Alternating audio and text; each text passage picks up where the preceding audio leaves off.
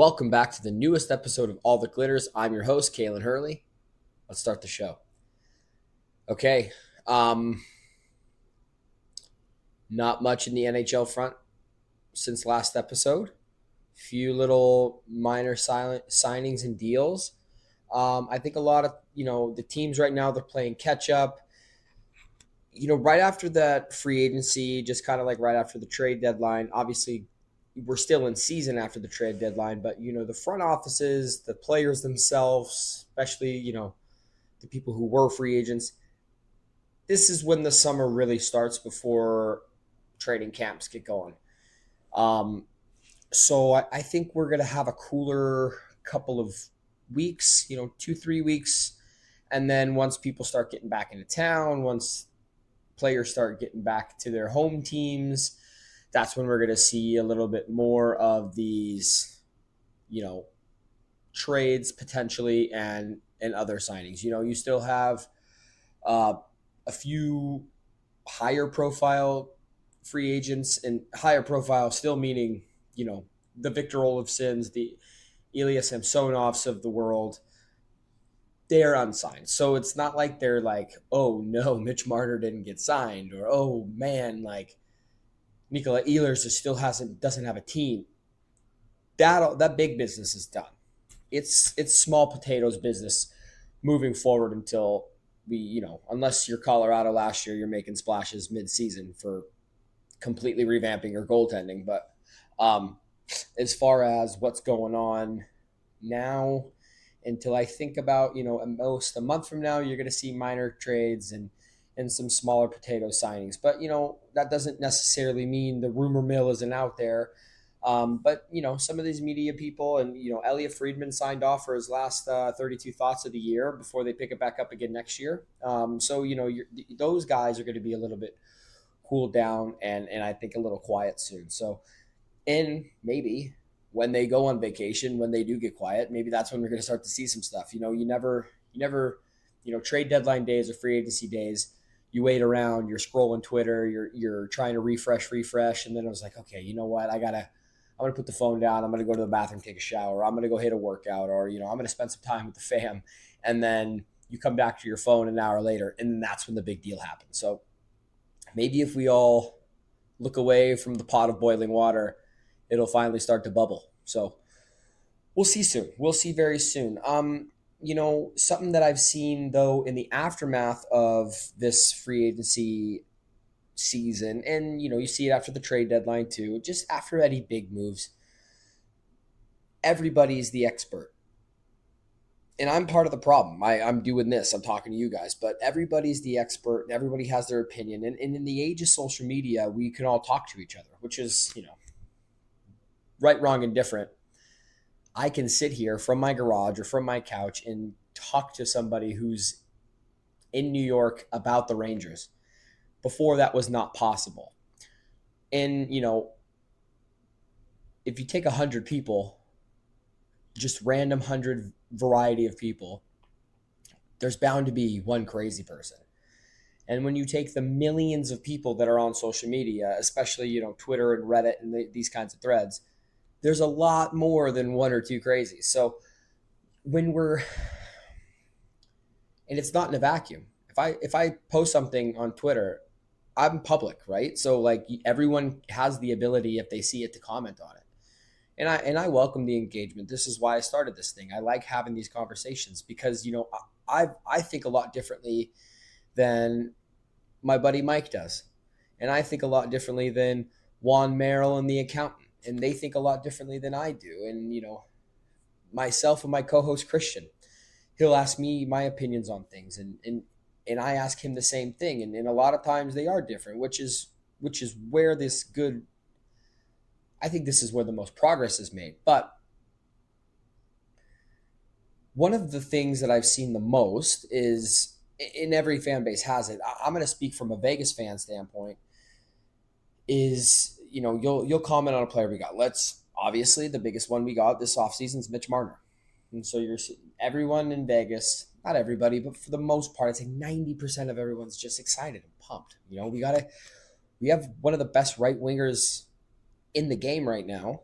One of, didn't say the best. So everyone, real quick, calm your little bodies. Um, we have one of the best right wingers, and it's great. He's an incredible two-way player. He's young.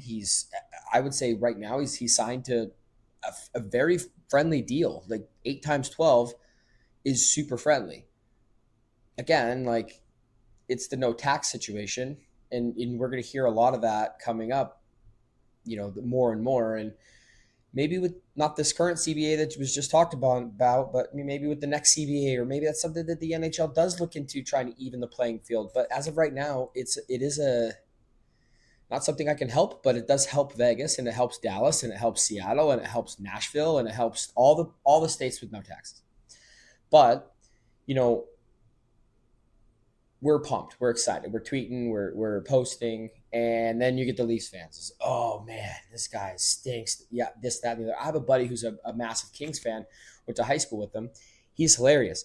Before Marner was signed in LA, was rumored to be in on him. He's like, man, I really hope you don't get him. I'm like, you're out of your mind. What are you talking about? And we're going to get into what I think of LA here very shortly, which I'm not high or low on LA. I think I'm half them pegged at the right spot. But you know, Mitch Marner would help your team. He's not going to hurt a team. And his biggest gripe, and Leafs fans have a very different personal situation to it, is he doesn't perform in the playoffs. I've given you guys my opinion on that. You know, all of the outside noise, and, the best players to ever do it figure out a way to eliminate that outside noise. But sometimes it can be so loud that you can't seem to function. And then that's when you get your disaster years. Like New York just had a disaster year. And if you think honestly with a straight face that the media and the fans and everybody else didn't play a part in, players don't live in a vacuum. Not everybody is a bajillionaire, and like okay, so like another so Joe Rogan, he always tells his guests like, oh, you can't read the comments. Not everybody has that same discipline to not do that. I see. I mean, there's a crazier small scale, but like on TikTok, people comment all the time to these clips that get posted from the podcast, and it's like, you know, most of the time I just say, hey, thanks, I appreciate your thoughts, and if I give that kind of response, it's because it's like it's not worth. I'm not going to change this person's mind.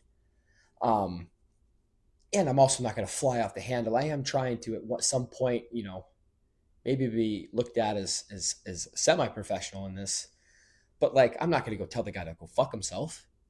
I'm thinking it most of the time, but it is what it is, right? Like it's friendly, healthy banter, and I just try to think of it as like if this person was across from me at a table, you choose your words wisely, right? And so like, yeah, hey, I appreciate your thoughts, cool, whatever. Um, But when it comes to Vegas fans, when our excitement, we're always looked at as like these naive puppies of the league. And albeit, we have not been in the league very long. We're not even on double digits. This year is year 9. I've affectionately been calling it the Eichel year. Obviously, he wears number 9. So in our Eichel year, I'm excited to get this thing going. I can't wait to see the product on the ice. I think that we have an axe to grind. I think we have a chip on the shoulder, and I think you're going to see a lot of good come from this new core. You know, we're not old and we're not young, but we're right at this prime. Like we have a good chance to do some great things this year. But that usually gets looked on as like, oh, this guy's an idiot. He doesn't know anything he's talking about. And it's like this. What I find the hardest is when everybody thinks like, man, the NHL struggles in the big four in the American sports. You have your NFL, which is top dog. It's never going to be knocked off. And then you have America's pastime, baseball.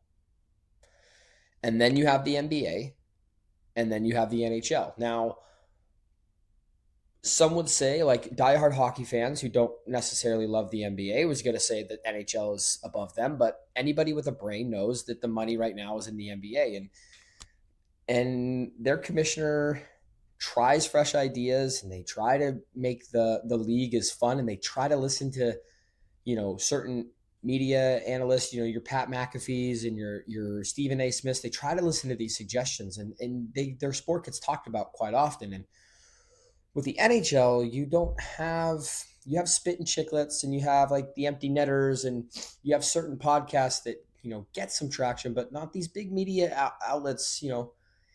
When it comes to hockey, ESPN is a joke.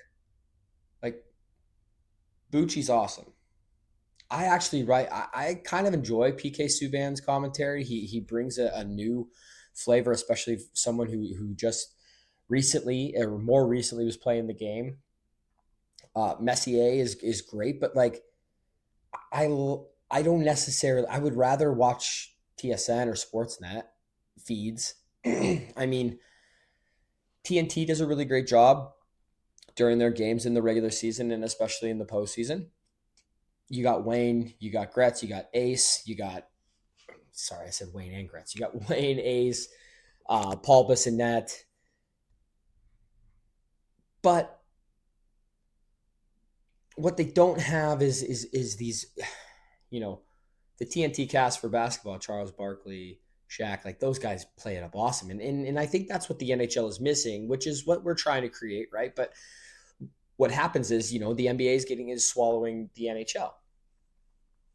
Well, for the longest period of time, and including now, it's grow the game, grow the game. We got to get youth to want to play this game. Well, it's super, super expensive. When you live in a place like Vegas, like it's hot as hell. Ice time is hard to come by. And it's newer to us, but like everywhere you go, that I mean, sticks are $300 a pop, skates are 300-400 bucks, and the padding. Like once you get something outfitted, God forbid your kid wants to play goal, that's 2 grand in equipment. That's before you pay league dues and team fees and all these other things. And oh, hey, we're also going to travel to this, that, and the other. I mean, the brick tournament in Edmonton just concluded, and like you have like ex players, kids playing in that. Like Match Pacioretty was on the bench watching his kid, coaching him as well, and it was really awesome to see. These kids are unreal, but I don't want to get too far away from the point. The point is, you have this movement to want to grow the game, but the loudest people on social media always, anytime someone wants to get in it, they just ha ha ha ha, you don't know shit about anything, you're an idiot. They gatekeep it. And you can't want to grow the game and then shit on anybody who wants to participate in growing the game. you know I, yeah, does my mom ask crazy questions and I'm like, what, how do you think? I have a cousin who, it's almost hard to listen to any viewpoint he has. I'm going to get that out of the way quick. But when he talks about Vegas, he was like, oh yeah, I don't know why they would trade Logan Thompson. He won him a Stanley Cup. And I'm like, dude, he didn't play one game in the postseason. What are you talking about? Yeah, he did. No, no, he didn't. He was injured the entire postseason. Laurent Brossoit came in, and then he got hurt, and then Aiden Hill came in because everyone else was hurt. That's Aiden Hill won the Stanley Cup, or at least he was on the ice while they were playing it, and he played unreal during that portion. So yeah, Aiden Hill was in goal. Nah, okay, that person, even though they're growing the game and they're trying to learn, yes, that guy. That's the one you're talking about when you're referring to we don't know anything. It's the, unfortunately, it's the 50, 60-year-old, you know, they have season tickets because they want season tickets. Like they don't know anything about the game. They barely go. They still think Marc-Andre Fleury is still on the team. They wear their sequin jackets and they do that. I'm like, good on you. I'm happy. I'm happy that you're using a game and you're making an organization money and you're using it to entertain yourselves. Vegas is the entertainment capital of the world. That is not to be debated. But that doesn't mean that there aren't the people like myself who try to get into as many games as they can given their family like arrangement. Like I have 2 young kids and I just can't make it out to that many games. And I actually went to a decent amount of games. I think I went to like 14 or 15 games this last year. And two of them including the playoffs. So like, bang, let's go. And I'll have to do the math on that. Maybe I went to more. I'll check the Axis account. But you know, I'm not that rare of a commodity as far as being like a big fan. And I know personally a lot of people who did just start watching the NHL 8, 9 years ago when Vegas came in, and they've done a ton of homework.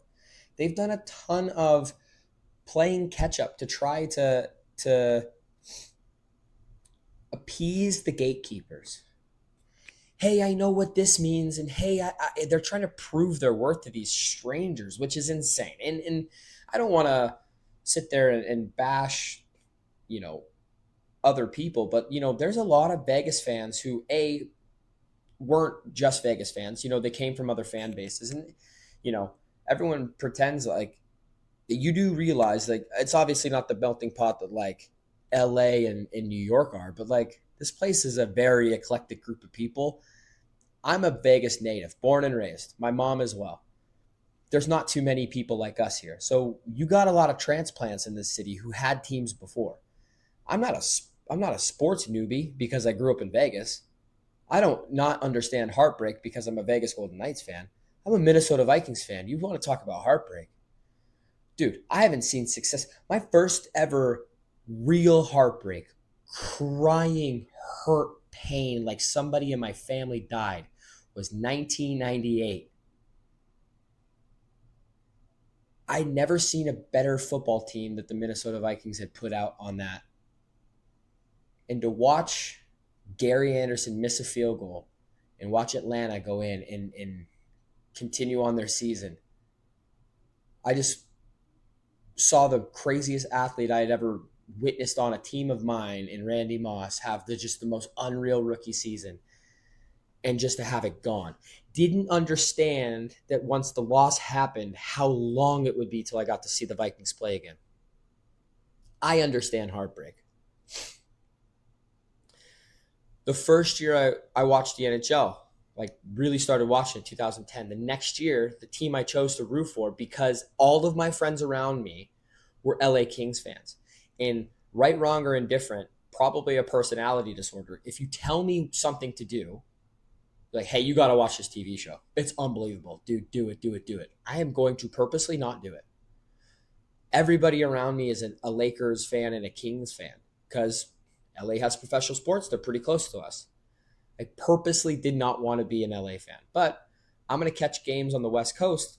I ended up seeing a lot of Canucks games, liked them. 2011 happens, Stanley Cup Finals, lose to Boston. Oh no. Is every team I root for just gets so close and shits the bed. So yeah, 2017-18 comes around. Vegas has a team, an expansion team that is ours, and I'm so excited. It's finally something that's Vegas. Everybody wrote us off in the beginning. You couldn't find one reporter, pundit, analyst, nobody, not a fan on Twitter. Hey, this is cool. Vegas has a team. See you in 20 years when you finally have a team that's worth watching. Well, lo and behold, boom, we make it to the Stanley Cup Finals, only to get basically gentlemen swept, lose on home ice, and then just get my heart ripped out again. You can't say grow the game and then shit on everybody else. I understand that the front office has made decisions that every other fan base hates. You can hate the front office. You can't hate the fans, though. That's stupid. But by the way, the things you're making fun of Vegas fans for, you could find that in every single fan base across the NHL. There's moron Devils fans. There's absolute mouth-breathing Utah fans. Prior to that, Arizona. There is single-digit IQ Ottawa fans. I know a single-digit IQ New York Rangers fan. He listens to the podcast. Thank you very much, man. I love you for listening every episode. Here's your shout out. I'm just kidding. He's a great dude, and he's actually super knowledgeable, and he's taught me a lot about the game. So I appreciate you, Mike. Thanks. But you can tease and you could banter, you could be friendly, but you can't sit there and just shit all over somebody for being new to something. And then like you get mad at us because we're uneducated. But when we ask questions, you know, you laugh, you basically point and laugh and say, aha, you're stupid. And it's like, all right, well, what is it? I'm never going to be old enough for you to think that I have any sort of knowledge, even if I, immerse myself in this world in the sport. But what happens mainly is you basically run people out before they even get the chance. So yeah, I hate the gatekeeping. I hate it. I hate it. I hate it. Welcome everybody. Who cares? You want to be if you want to be new to the game and ask me a bunch of questions and you say, hey, you know what? I listened to you. I learned the game and I want to be an Edmonton fan because I love Connor McDavid and Leon Draisaitl. Cool. I think that's awesome. I think you're crazy because I don't. We're gonna get into why, but it's just that was the thing. There's not much hockey news, so there's my gripe. Now, today's bulk of actual hockey stuff, the meat and potatoes, if you will. I'm going to give my four, my way, way, way, way, way on paper only predictions, a little bit of based off of history, but my way too early predictions of the Pacific Division only. I'm going to probably do this with every division, but mainly Pacific. I'm a Vegas fan. This is a Vegas podcast, so that's why. And I'm going to go fourth through one. You know what? Honestly, 5, 6, 7, 8.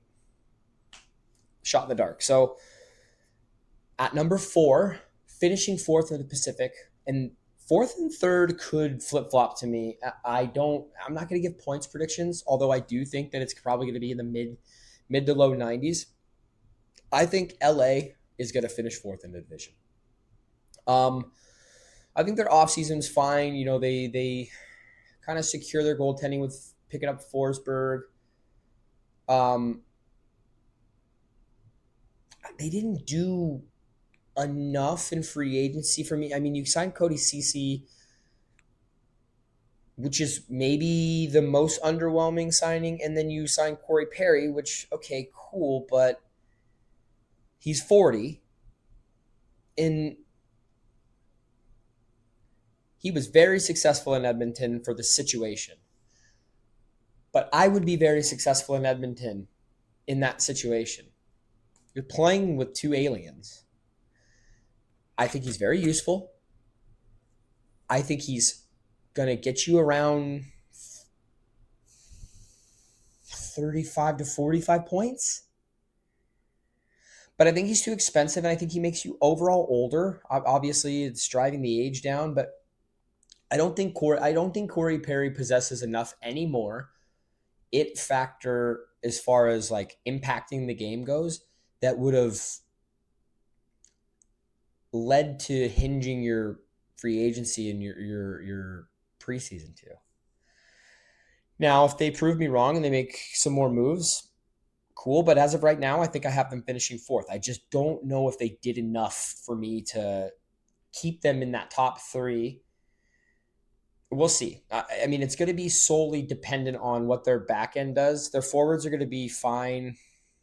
Their third line and fourth line are very, very underwhelming. So that's that. I think Vancouver is going to be in that third place spot. So I think they come back to the playoffs, and I'm going to predict that Thatcher Demko doesn't have a major injury. I think he might go down, but I don't think he's going to have a major injury bug this year. I think he's hopefully worked on that. Listen, he's an American goaltender. When he's healthy, he might be top 7 in the league. He's one of those guys who I think like has a ceiling that could be potentially better than like a Jake Ottinger. So he could be one of those elites, but Lankinen was really good in spots. And then you just have Artur Shilovs, who just won the Calder Cup in Abbotsford. Like, to have a farm system goalie and a third to come up in case of these injuries, like, I'm not worried about their goaltending. We'll see what happens with their forward group. Does EP40, Elias Pettersson, because there's 2 of them, Does he take that step and actually perform where his contract would say he would perform? We'll find out. They keep Brock Besser, which I think is huge. They keep Connor Garland, which the Brock Besser signing is a deal for Vancouver, but it negates itself because I think you're overpaying Connor Garland. And I love that player. He's got this he's got what I think like Marchessault has. He's just a fiery dude and he's a gamer and he's not going to quit on a play and he's going to jump on top of Connor McDavid and piss him off so much that he cross checks him in the neck and gets suspended for a game. Like that's what's going to happen. And you need people like that on your team. And then, as much as I hate giving him credit, but on ice, he is a very useful player, but Evander Kane, and you bring him in too, and you can get some better depth that way. So not only did you not lose Besser, you don't have to replace him with Kane. Kane can just come in and play Kane's game, and he's probably going to be in that middle six. But who knows? He could emerge playing in his hometown if he's not getting jumped downtown. He can emerge and be I don't think he's going to play on the top line, let's be honest, but good. It's definitely going to help a power play unit. It's definitely going to help that grit and grind, and he's going to do the things that he might. Basically, Evander Kane's going to finish what Connor Garland starts. There you go. And I mean, you look at their defense, like Quinn Hughes, any team with Quinn Hughes on it's going to be great. And if Hronek stays healthy this year, I just think their back end's fine. It's the team that went to the playoffs, but I think that's upgraded. And I think as long as Demko stays healthy, they have a really, really good shot at making a splash. And they could be getting into that second. I have Edmonton second. Shocker, I think you all know who I'm going to say is first in the division, but I'll tell you why anyway. I have Edmonton second. I don't think they got better with their forward group. I don't think they got worse. I think they kind of stayed the same. I don't think that Mangiapane brings so much difference than their other depth. I think as long as you have that Darnell Nurse contract, that apparently they said that they had came to him and asked if he'd waive his no movement clause, and then he posted something cryptic on his Instagram, which was like the meme dude of like, listen, if you live on the internet and you're around my age, you know the Why You Always Lying guy, the music video. And that means either one of two things. That whoever reported it, he's saying is lying, or he's saying that Stan Bowman's lying. I think you know what I think about Darnell Nurse. That's a crazy overpayment. Crazy. He shouldn't be making anything over $7 million. It's true. But yeah, and then you get these Edmonton fans who are like, if Darnell Nurse doesn't get waived or give up his letter, do all these things, like he's not being a team player. It's like, dude, he's earned that right. It's not his fault that your former GM gave him an unreasonable contract. And now you have Ekholm and Bouchard, who's going to take that top twos pairing. But after Nurse, I mean, you have Jake Wallman. Then you have Troy Stetcher, who you've healthy scratched most of the postseason. And you lose Klingberg. It's just bad news, I think, written for it. And then they've made no changes in goal as of right now. They're still riding with Skinner and Pickard, and that's proven to be bad. Now, you have Leon Draisaitl and Connor McDavid. That is always a recipe to be very successful. Here's my problem with that, though, is that you've ridden their coattails for the last 2 seasons. Hard. Finals appearances. You rode their coattails in the second round again when Vegas beat them to move on to go to the Stanley Cup and win. And then you rode their coattails all the way to the Western Conference Finals when they got swept by Colorado. And so, like, the last 4 years, they've played a lot of hockey. Now, McDavid and Draisaitl are up to the task. Always. You never want to predict demise, but I feel like Edmonton, and they did it the last 2 years, and they made up for it, but I just don't think that they start great. But I think time's run out on this like epic 16 game win streak thing. So like, they went and they like at one point they might have been 30th in the division, and then the year prior at one point they were like dead last in the league. Not in the division, so excuse me, the league. They were like 30th in the league last year at one point, and then the last 2 years ago they were like dead last in the league for a bit. They were swapping back and forth with San Jose. I just don't see if they dig themselves into a hole like that. I don't see them doing it 3 years in a row. Now I'm giving them the benefit of the doubt and saying if, and I'm saying they're taking second in the division, which is not to scoff at. I think they go over 100 points too, but I think they're going to play Vancouver, and Vancouver gave them a heck of a challenge 2 years ago before they went in the Western in that second round. So we'll see what happens, but I do think that for some reason, if they start slow like they did the last 2 years, I don't think they get back through it. And I will double that down and say, if by Christmas they're not in a playoff spot and they're frustrated and Leon is pissy Leon and Connor is that like angsty teenager who doesn't really want to answer questions and is getting a little bit like short with the media, and he's saying things like, we're just not making changes and we're just trying to do the same thing, banging our head against the wall like it did in the postseason and the post games, I don't think Knobloch has a job. And I think there's somebody, although if you take this somebody and you add him to Edmonton with that same goaltender situation, I think you could see Pete DeBoer coaching the Edmonton Oilers by the end of the year. If by Christmas Edmonton is in a wild card or worse spot, or just under a wild card spot, I think you'll see Pete DeBoer finish out in Edmonton. That's my hottest take of this podcast, and I'll stand by it, and I'll amend it later. I'll say, hey, I was wrong, but that's my hot take. Now another, I don't think he's as much of a hot seat, but another coach, and their next up is Vegas Golden Knights, and the Vegas Golden Knights, I think they take first into the division. So I think Bruce is fine. But if for some reason they have a falter too, in Boston, he wore out his welcome with the players. And from what Elliot Friedman just said in his last podcast, he said that, the coaching staff, the players, the front office, like everyone was really disappointed in how that played out. And the term that he used is there was a lot of harsh truths spoken. And I don't know if that was from how I took it, is that was how Bruce and the coaching staff and the front office were coming to the players. And I'll say this: your top end performers, Jack Eichel, Mark Stone, Shea Theodore, Noah Hannafin, Tomas Hertl, Pavel Dorofeyev, these guys who had great regular seasons disappeared in that Edmonton series. And they weren't very noticeable in the beginning of the Minnesota Wild series too.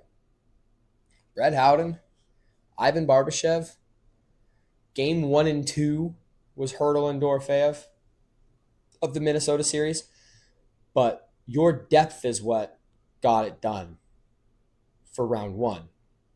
Round 2, there was just no one was existent out there. So, and to be honest, the lack of offense is what exposed the defense. We took a couple games to overtime, but you people start blaming Aiden Hill for that, and it's like, guys, we had no goal support. It wouldn't have mattered how many goals they scored. I mean, or it wouldn't have mattered if Edmonton scored 1 or 100. If we're not getting 1 on the board, we're getting shut out by Stuart Skinner. I mean, what are we doing? So, we'll see what happens there. I don't think Bruce Cassidy's job's on the line, but I do think that, they need to have a successful regular season. I think that they're going to finish first in the division. I think the Marner trickle down is going to help the depth on wing. And that was their main concern, was handling the wing a little bit. So you re-sign Saad and Smith to team-friendly deals. They're going to be your middle six. Obviously, they could be on the left side. On the right side, you had Doro and you had Stone. Now you bring in Marner. And Colasar has always been on that fourth line. So however you assemble them down the right, obviously I think Colasar anchors that fourth line.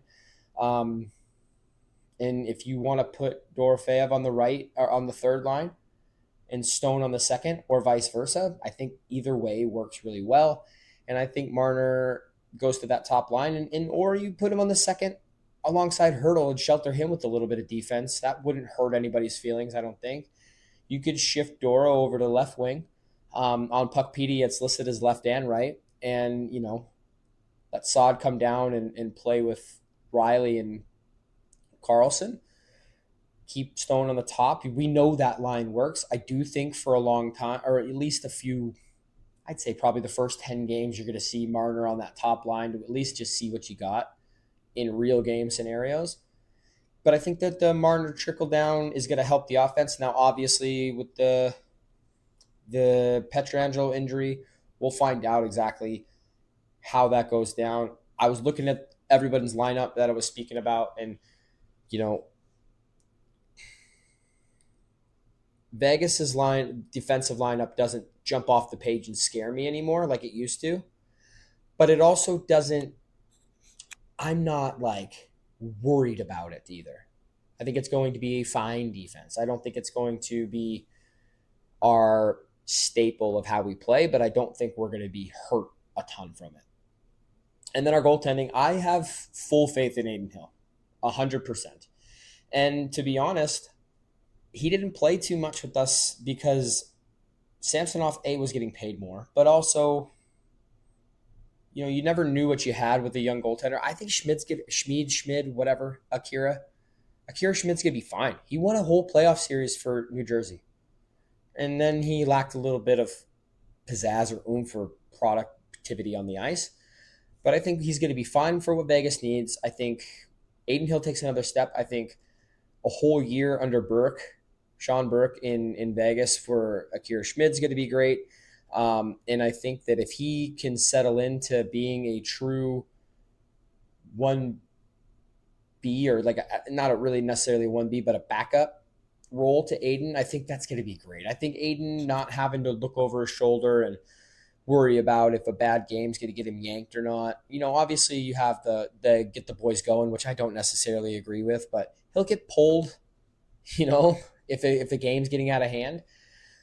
But Schmid's not going to threaten his starting position. That's what I'm saying. And I think if you're going to play a little bit more free, you're going to have a little bit more, maybe some swagger to your game. He does compete well, though, so I think that if Schmid does, in fact, play well in the starts that he gets, that's only going to make Adin better. And then, hopefully that means that, Adin plays a new career high, so because he's healthy, and Schmid, when called upon, does what he needs to do to get a win. And he's a goaltender that we can win with, not because of. And hey, he may shock us and he may steal a game or two. And that'd be totally cool. So yeah, I think we're going to go LA at number 4, who could be threatening a wild card spot with that mid to low 90s point range finish. I think you have Vancouver at number 3, Edmonton number 2, and Vegas at number 1. And with that being said, that's it tonight. So thank you for your ears. Thank you for your time. I appreciate you guys as always. If you like this video, please press like. If you have not done so already and somehow you just stumbled across me, you like what you heard, please press subscribe. At the end of the week, I'm going to be doing the giveaway for either the free round of golf or the personal training session with me, just as a thank you. We got to our goal of 100 followers by the 4th of July. I think I'm at 104, 105 now. So we're continuing to climb slow and steady. And yeah, as always, besos mi amigos, and go Knights.